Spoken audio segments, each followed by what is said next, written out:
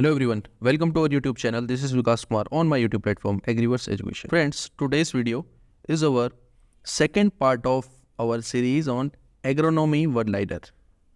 And in this video, we will discuss around 20 to 25 one-liner and which are most important for your GRF agronomy exam.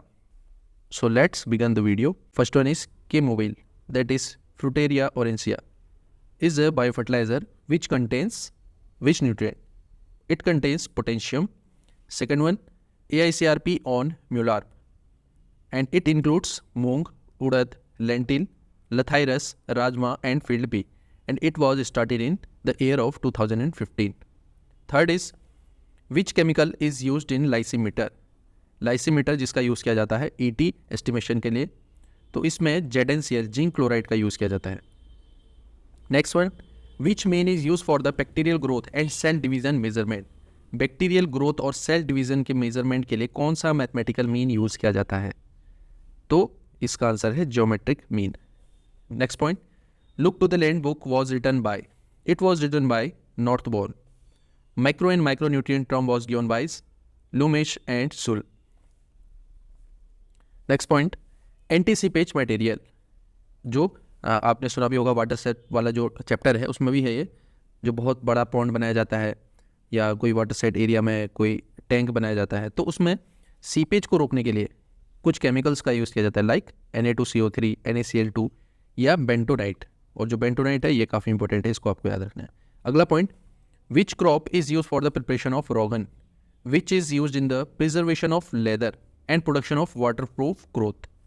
अगर water proof cloths बनाने हैं या रोगन का जो preparation करना है तो उसके लिए सेफ फ्लावर जो प्लांट है इसका यूज़ किया जाता है.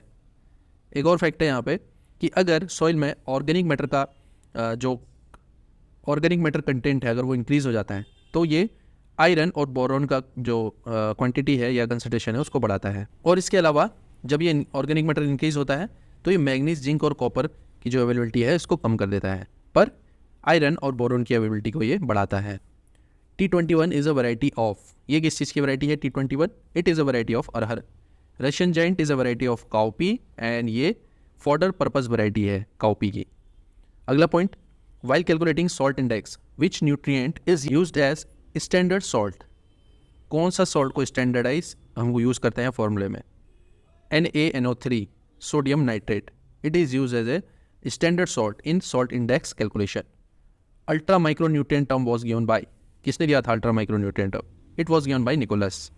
ऑनियन लीफिंग जो कि एक डिसऑर्डर है इन ज्वार, जो कि एक इंजरी की वजह से होता है. अगर हम कोई एक हर्बिसाइड है उसका ज़्यादा एप्लीकेशन कर दें 2,4-D तो इसकी वजह से ऑनियन लीफिंग का सिम्टम दिखाई देता है. Top sickness in tobacco is cause due to deficiency of boron.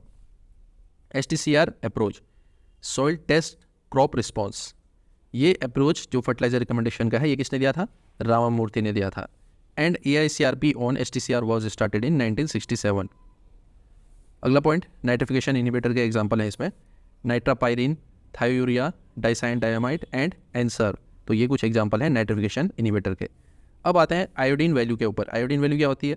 It is a mass of the iodine in gram that is consumed by the chemical substances.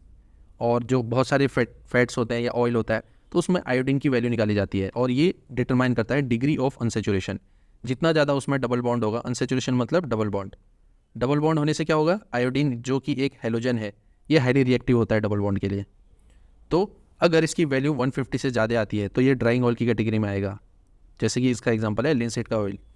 Semi drawing oil में आपका 125 से 150 की value रहती है range में, तो इसका example है soybean and sunflower. And non drawing में आपका coconut, olive and canola.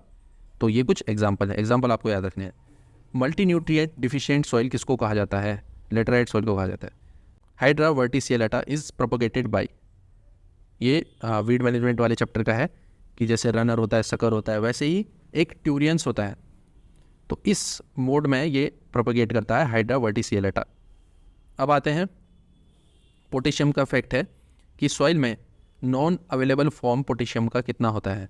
90 to 98% non available form में रहता है. स्लोली अवेलेबल फॉर्म में 1 to 10% and readily available form 0.2 to 1%. अब बाउले यूनिट पर आते हैं कि 1 बाउले यूनिट का मतलब क्या है?